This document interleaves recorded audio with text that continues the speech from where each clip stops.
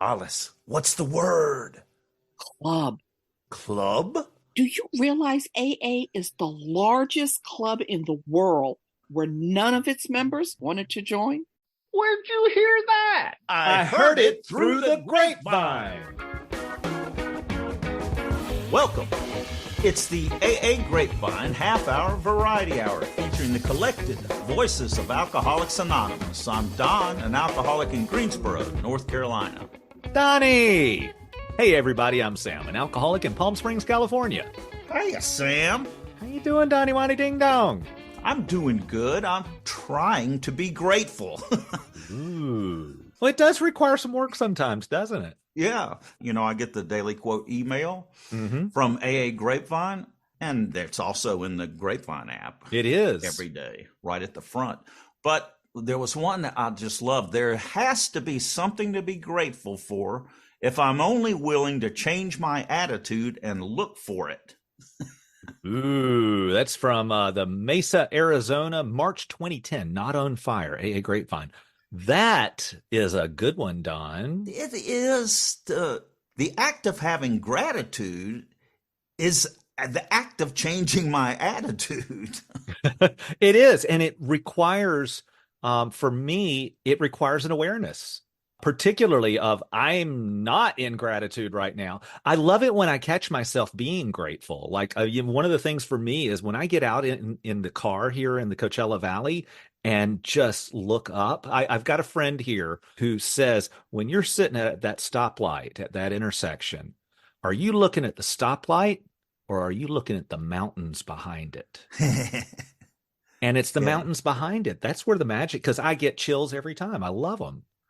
It is a matter of what I pay attention to, because I've got a choice of paying attention to what's going wrong, or I could pay attention to what is right in the world. And I'm naturally inclined to figure out everything that's wrong with every situation. Yes. Yes. But there's that snowball effect too of when I start looking for things to be grateful for, I find more and more. Well, that's the beauty of it. That's the beauty of recovery. Yeah. By looking at for gratitude every day, and it's become a practice in my life that I do it every day.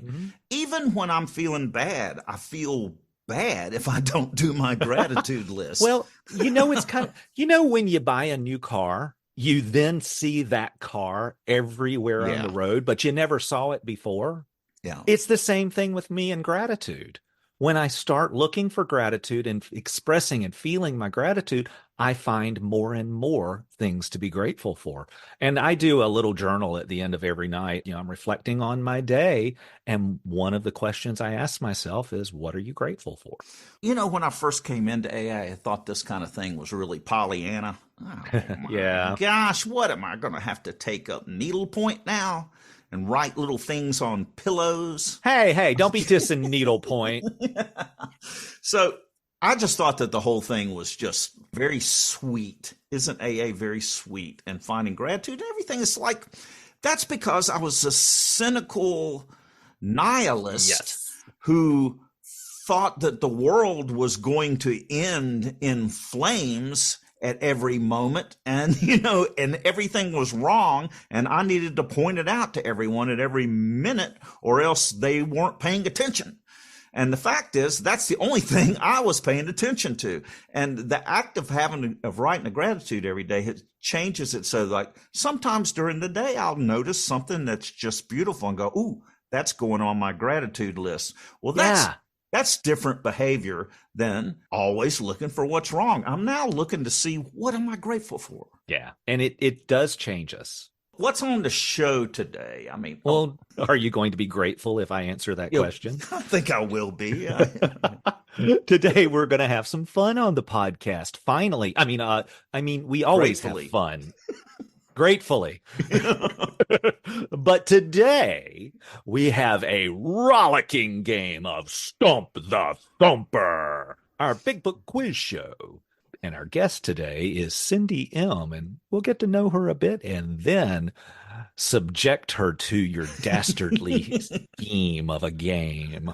Well, I don't know if she knows about Stump the Thumpers. I don't know what she's gotten herself into, but I'm really looking forward to meeting Cindy. I understand that she is a tosspot. You mean a rum hound, Yeah, she's a lush, a tippler, an inebriant. a dipsomaniac. Precisely. To put it in plain and simple language, she's a dipsomaniac. Are you sure? We're going to find out in just a minute.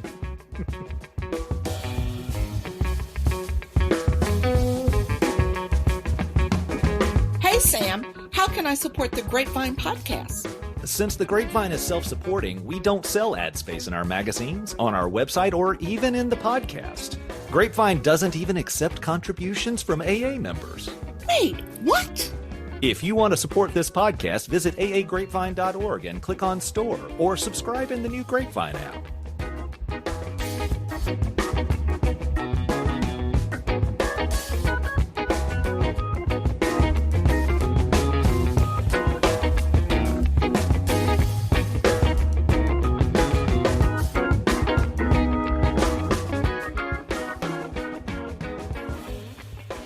My name's Cindy, and I'm an alcoholic, which doesn't sound nearly as fancy as all those other words. But you don't take offense at Tosspot? Oh no, I'm definitely a tosspot. I've been sober since December the 17th, 1985. And for that, I'm extremely grateful. It's the biggest deal in my life. And because of it, I have a pretty big life. Wow. I mostly live in Louisville, Kentucky, but I also live in Cincinnati. I commute back and forth, and I'm a caregiver for my parents, which is a miracle. And my home group online is the Great Facts Meeting. We meet at 7 o'clock, 7 nights a week. I currently chair Thursday nights, and my in-person home group is the Roadrunner group in Louisville, Kentucky. We meet Saturday mornings at 10 o'clock. The Roadrunner Group. Yes. Ooh, interesting name. Do you know how that happened? Yeah, it's not very exciting. It's just that there were a bunch of us that ran before the meeting. So the meeting started at 10. So we were the Roadrunners group. I love it. Okay. Well, I was wondering about the online group, the Great Facts group. So you just communicate with faxes back and forth? Don. Oh, Don, the 80s called. I can't help myself. You know what we say, Don? Bless your heart. And the AA version of Bless Your Heart, keep coming back. Exactly it. So, Cindy, what was going on with you when you got sober? Why did you come to Alcoholics Anonymous? There was nothing else. The first time I got sober, I came on the heels of 7 felonies, and that was in 1980. So it was a lot of consequences, and some really groovy things happened. And during the 5-year time period, I actually put together almost 3 years of continuous sobriety. But I relapsed because, in large part, I had never surrendered to my innermost self that I was alcoholic. I admitted it. I knew that my life is unmanageable. That's never been in question. But I didn't concede to my innermost self that if I got an education, if I had stability, I'd never had stability in my life. I didn't go to high school. I lived on the streets. I had a relatively low bottom. And so I got sober and started to get some of those things. And there had been a lingering notion in the back of my mind and I didn't know it. I had a lingering notion that someday, somehow, I could drink again. You know, if I had stability, if I had resolved the demons inside of me, if I could afford to pay for my own place, have a car, those kinds of things. And I got all of that. And eventually I drank. And it took about a year to get back. And when I got back, the difference was a surrender to my innermost self. Nothing horrible happened, no felonies, no terrible consequences. I lost a job. I didn't have a place to live, things like that.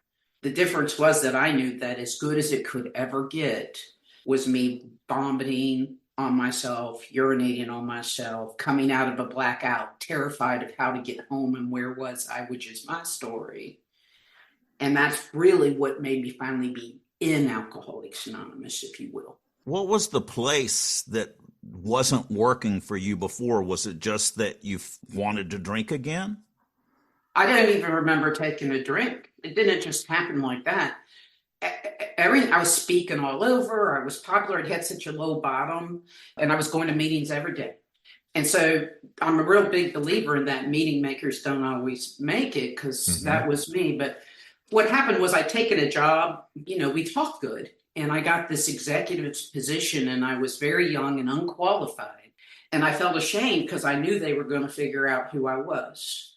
And instead of going to AA and telling the truth, I don't know how to do this job. I'm afraid of my secretary. I hide from her instead of telling her how to help me. Instead of doing that, I came and passed out business cards. And I told everybody how great I was doing, because I have to be more to be enough, even in AA. Yes, yes. I did that with a sponsor at one point. My last drink was in 2003, and I reset my date in 2012 because poppers and diet pills became part of my story, and but You said that really fast. after my first sponsor had moved on, the subsequent sponsors that I chose, there was something about them that some part of me needed to impress. And I was not completely in with them like I was with my first sponsor. And bad ideas sounded good. And I wound up going out in the way that I did. Yeah, I believe that, we must have the capacity to be honest if we want to stay sober. And that capacity grows. But what does that mean? And so for me, it's, can I be transparent and authentic? Am I the same person when I come to the AA meeting as I am when I go home, as I am when I go to work? And that wasn't true for me, because I felt like an imposter, and I was just scrambling, and literally don't remember drinking, remember waking up drunk. And so there wasn't a conscious decision, but I think that's how relapse creeps up on folks. Well, there's that line. There are those who are constitutionally incapable of being honest with themselves. And I have heard people quote that line saying, well, AA is not going to work for me because I'm constitutionally incapable of being honest with myself, which breaks my heart. So my question to you is, how can you identify if I'm being honest with myself or not? Well, I absolutely knew that I was trying to put on. So if I'm being dishonest with you, that would be the first thing. But what's honest for me today, when I was 10 years sober, 15 years sober, 20 years sober, I couldn't have been the kind of honest I am now. And so part of it is, am I continuing to grow along spiritual lines and get in a capacity to see more? And to Sam's point, do I have people around me, a sponsor and a support network, including for me, the women I sponsor, who, if I'm getting left of center, have both the courage and permission to say, hey, can I hear them? And so that to me is the biggest way. I mean, gosh, when I first got sober, being honest was like stealing and telling you,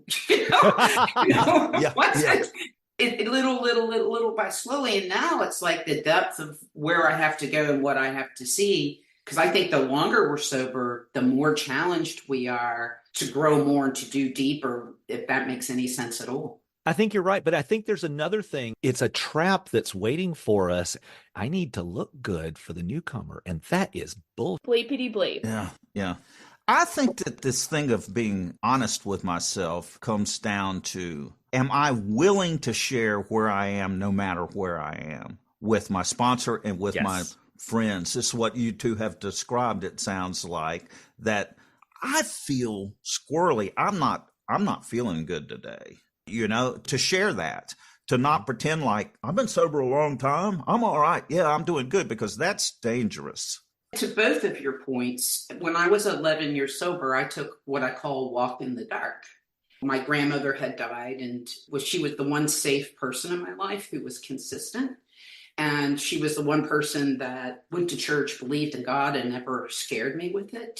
She just loved everybody. And so when she died, she was afraid.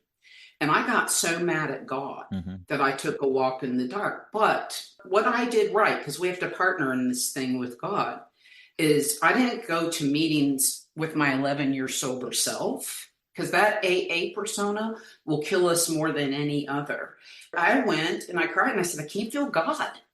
And I was willing to still seek God. Now, I bought a Harley Davidson in early recovery, and that was my first meditation tool. And I got on it. I just turned 12 years sober, was been about 6 months that I took this walk in the dark. And I was on the highway and I got hit. And then I got drove over by a car while I was laying in the middle of the highway.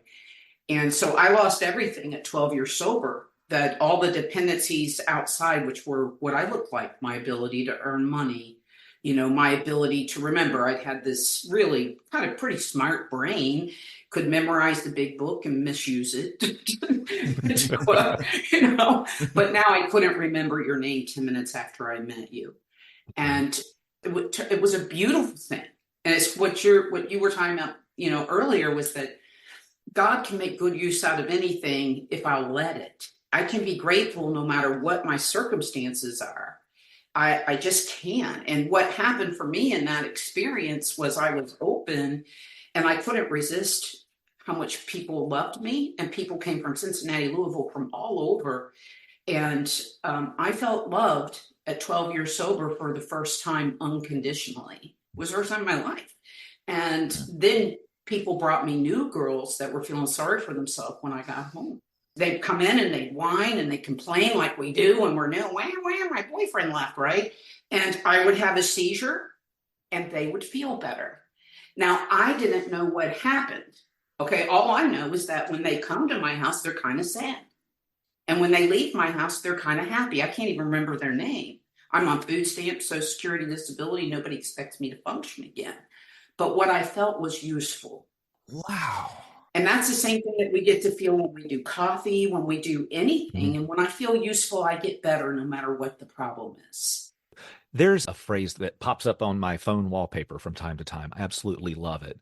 The problem is not the problem. The problem is my attitude towards the problem. Yeah. Yeah. The golden key, Emmett Fox, is all about when I have a problem, instead of focusing on the problem, focus on God. It's like, can I just transfer that? Because it's just a different angle of approach. That you can't, I don't know how to change my attitude other than doing something different. Yes. I can't just sit and say, well, I don't want to feel this way, so I'm not gonna. But if I just turn my thoughts to God or whatever that higher power being is for me, then it takes me out of the problem. You said earlier I had to depend on God and it did this and that. You said it. I wonder if you can talk about what this concept of God is, because some people bristle at the very word. Yeah, gosh, it's evolving. If I was at my house in Louisville, I have a floor-to-ceiling shelves of every religious book ever written, probably, and I've read them. There's truth in all of them. And what I love about AA, and the only reason I could survive here, is that you don't tell me what God is to me. I get to determine that. I was so afraid of God and particularly religious people when I got here. Our big book only describes God two ways: a loving God, as he may express himself in our group conscience, loving, and then God is infinite and I'm finite. And so I believe that if I'm finite, it would be very arrogant of me to think I could define or box God in. And so God's bigger than all of it. And it has changed and it has grown, and I continue to be a seeker. I feel God. During COVID, I got really afraid. I've been locked up a lot of my young life before I came to AA, and I felt locked up again. And I was afraid. I own businesses now. I'm pretty successful. And I was afraid I was going to lose all that. So I had a day where it was like, and so I took up Native American flute. What would happen is it would get my breath below my chest so I could feel God. And I feel like we all have a perfect listening device right above our heart. And if I can get my energy below that, when my energy's up and I'm frantic, I can't feel God, I can't hear God. But if I get my energy down and I want to hear God, God will show up. And that's what happened for me on the Harley when I was 3 years sober. I couldn't sit still. I vibrated, but and I had not just a committee. I had a firing squad. You piece of junk, they're going to know, blah, blah, blah. And I get on that Harley. Squad. Yeah, I got on that Harley and I could feel God in the wind, and so my relationship with God is forever evolving. But I do know this, that it is centered and rooted in love. Beautiful. It, he, she, it doesn't matter. Mm-mm. God's bigger than a word. Yeah. I can't limit God. And I think I belong to most of the religions. And, and I used to not like any of them. And I personally, Buddhism is not a religion. It's a practice that can go on Christianity. It can go on anything. Mm-hmm. I'm not a practicing Buddhist, but I like some of that because I find truth by taking away, not by adding. I don't find truth by getting more things, or I find truth by letting go of things that aren't me. That's beautiful. I love this. Take what you need and leave the rest. I am not a religious person, and I never will be, but I absolutely can borrow this from this and this from over here. And this is my experience, and this is what works for me. And to the contrary, if you come in and you are very religious, we welcome you too. We do. And our book was so progressive that Muslims were mentioned in the writing of the big book. Mm-hmm. It's never been that it was only meant for one religion or one sect. It's always been all inclusive. You've mentioned the Harley in regard to meditation, that when you were on it, you could experience God in the wind. My interpretation of what you said was that, on the motorcycle, you had to pay attention. You had to focus. I related to that because I used to go to a shooting range quite a bit. It shocked me when the words came out of my mouth telling someone that it was meditative. I had to focus on what I was doing, and all other things went away. Is that what you're talking about with meditation for you in the motorcycle? Yeah, it gets my busy brain out of the way. Same thing with the flute, so that I can feel instead of think. Because connecting with God is not an intellectual process. Mm-hmm. I've got to open my spirit up so I can hear him.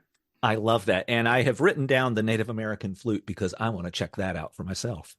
It's pretty cool, and it's not that hard. We're going to have to arrange a duet with you two on the podcast. We're going to have new intro music.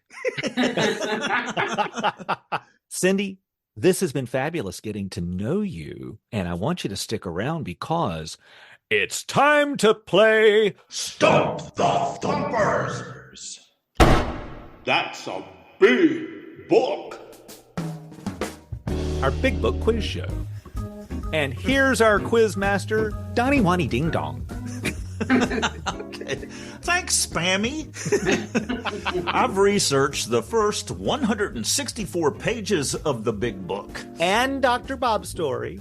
Sam, let's keep this simple. I have chosen a few easy questions for our contestant. It's only easy if you know the answer, but Don, we really need some new questions. Please send us some big book questions. Write some multiple choice big book questions and send them in to us, and maybe we'll use them on Stump the Thumpers. So the quiz is multiple choice. It's not hard. It's as easily as falling off a stool. Is that a bar stool you're thinking of? There was a time when it took an effort to stay on the bar stool. And what do they win, Sam? The warm glow of accomplishment. Oh, I can feel it. Is that all? Well, I'm going to put a little heart symbol on my window, too, on my video window. That's sweet. I'm sweet. Okay, I've got 3 questions today. Guess right and gain 2,000 points. That's a lot of points, but Cindy is an alcoholic. I don't know about you, but my dopamine receptors are exhausted. I need a lot of points, and I'm sure Cindy does too. We alcoholics need a lot of encouragement. There are never, ever enough points. Cindy, are you ready? Okay. Did I mention I had a brain injury on the Harley? Okay, let's not pull the brain injury card. Oh! If there was ever a good card to pull, that's one, but you can't pull it. All right. Okay, here we go. In Into Action, we are told that we develop superpowers of a sort, a vital sixth sense. That sixth sense is 1. Seeing dead people. 2. Identifying emotions easily. 3. God consciousness. 4, the ability to smell danger. 3. Ding, ding, ding, ding. Yes. The answer is on page 85. To some extent, we have become God conscious. We have begun to develop this vital sixth sense. That's 2,000 points. Woo! So what does God conscious mean, Cindy? It means that I'm aware of God and that feeling thing, which is why I have to meditate in the morning, so I can get my energy down so that I can hear God throughout the day and invite God in. It's when I ask for intuitive thought. There it is. Yeah. Exactly. For me, that's it. It's like, am I willing and open and listening to be available to the day and see what's happening? And then if I need help, ask. I like the acronym good orderly direction for God. And I often use, I use it all the time. I ask God to direct my thinking, particularly when I'm in turmoil. And in my professional life, I also do IT services. What's IT, sir? That's computer work. Yeah. And whenever I'm sitting down at a particularly problematic situation and I'm stumped, prayer is a go-to. Please show me the answer. It doesn't necessarily show up right then, but it brings me back in touch to where I don't have to bulldoze through this. And I think that's the key thing. I'm not bulldozing. I'm allowing life to happen. I'm letting go as hard as I possibly can. Okay. Okay. In Two Employers, we learn that as a class, alcoholics are 1, hopeless, 2, energetic, 3, weak-minded, 4, good-looking. It's got to be 4, good-looking. You want to hear them again? Oh, yeah.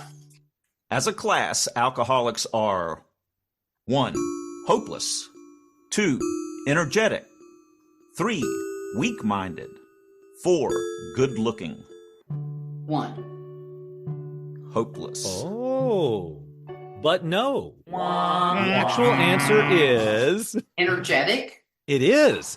Page 146, as a class, alcoholics are energetic people. You know, I totally get where you went to hopeless because that's how we tend to come in here.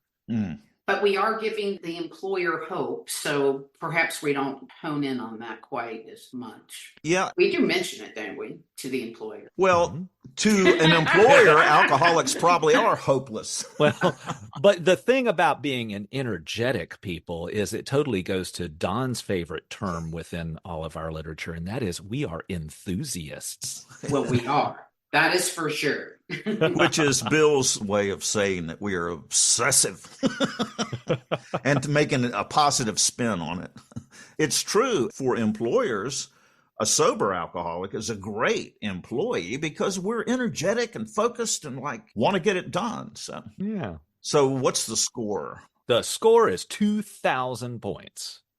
This is a real big book thumper historian question. You're going to have to put up with me here. Don. What celebrated American statesman said, "Let's look at the record," as quoted on page 50 in We Agnostics? Was that celebrated statesman who said, "Let's look at the record"? 1, Al Smith. 2, Harry Emerson Fosdick. 3, Herbert Hoover. 4, Professor Langley. Hey, Cindy, look at me. Number 1. Yes! Ding, ding, ding, ding, Al Smith. But It's Al Smith, New York governor, ran for president against Herbert Hoover in 1928 with the campaign slogan, "Let's look at the record." So I know that's unfair. It's just that my sponsor, he is a history buff. And when it said, "Let's look at the record," he was going, "Let's look at the record." That was Al Smith's campaign. Yeah, but at least Bostic was in the Oxford group. That's totally where I went. Before I looked at the answer, I was thinking Harry Emerson Fosdick. Well, he's mentioned in the big book, which is what is really cruel to put that in there because you are a cruel, cruel man. Well, that was exactly where I went. I do know a little bit about AA history. The rest of the world, I didn't go to high school, so I just don't know that much. Well, it's really not even AA history. This is like old presidential history. I know AA history, some of it. So I'm glad you guessed that correctly. Absolutely. And I think that the difficulty of that question deserves additional points. So I'm going to award you 6,000 points for that. So you're at 8,000 points now, Cindy. That is absolutely awesome. Those dopamine receptors are firing, aren't they? I feel like a winner. You are a winner. You've done it. Thanks for playing Stump the Thumpers. Golly, if I could do this well at the history thing at conferences. You could get a free ice cream at the ice cream social. Oh, man. Cindy, well, thanks thank you so much for playing with us. Thank you all for having me. I really appreciate it. If you're like this alcoholic and this alcoholic, there is never, ever enough. Stick around after the close for a little extra. Oh, yeah, I'll have some extra. Grapevine is looking for CPC stories. What is CPC? Cooperation with the professional community. If you have provided doctors, therapists, clergy, lawyers, teachers, parole officers, and other professionals information about AA, then you have done CPC work. And we want your stories about how you got into that kind of service, what it's like, what you've learned, and how it's enhanced your sobriety. Alternatively, did a professional help you find your way to AA? That's the other side of CPC work. Or are you a professional who found out about AA from members doing CPC work? Stories can be from 300 words to 1,800 words in length. Please send your stories to aagrapevine.org/share. Stories are due by April 1st, 2024.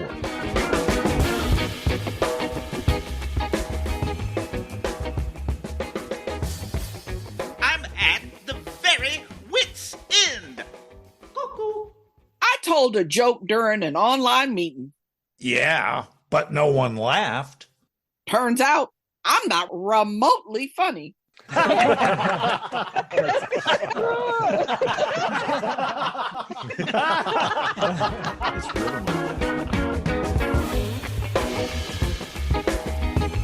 Thanks for joining us. The AA Grapevine Half Hour Variety Hour is posted every Monday and is produced by AA Grapevine, Inc. We don't speak for AA as a whole. We share the experience, strength, and hope of members to help others recover from alcoholism. Podcast info, including how to call in, is at aagrapevine.org/podcast. Search AA Grapevine in the App Store on your phone or find AA Grapevine on Instagram and YouTube. All things Grapevine are available at aagrapevine.org. If you want to know more about AA, search online for Alcoholics Anonymous in your city or visit aa.org. That was freaking amazing.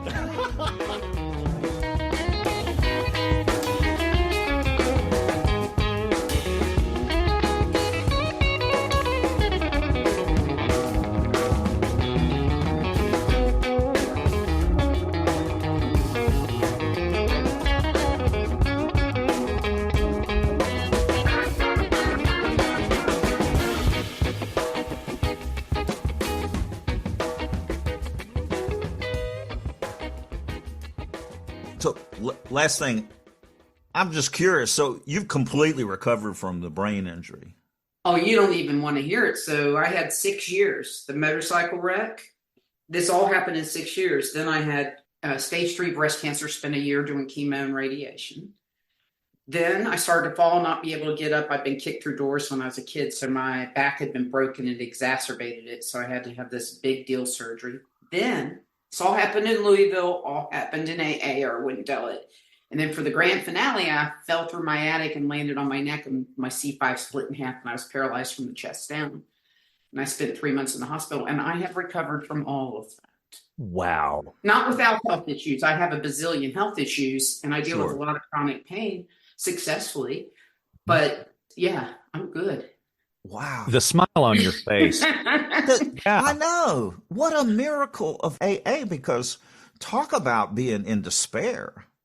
I'm sure there were moments of complete despair in that. I had despair just having a low fever last week when I got sick. But this is that situation that we were talking about earlier in the podcast about the gratitude, though. I mean, it's apparent that is a part of your life. Yeah, and the truth is, like, I didn't have a family that could show up, so AA showed up. Like, my family came for 1 week through all of that, and AA showed up over and over. So I got love and care that I had never imagined for myself. So I didn't come here with a lot of expectations for my life. It's just everything has been surpassed, and all I ever wanted was to be loved, and that came in spades. I did feel a little helpless when my neck was broke, and they didn't think I'd ever move more than this. But my friends came and said, too bad, too bad, get up. And You've got work to do. Pretty much. And, I've just been so blessed. It's like I've been able to be useful in ways I never would have been if that didn't happen. And if I didn't have the crappy childhood and adolescence I had, I didn't think that I could have handled all that. So God gives us everything we need the way we need it. Absolutely. We mentioned superpowers in the Big Book quiz. I've got friends who have said our greatest liabilities become our superpowers. And it's so true.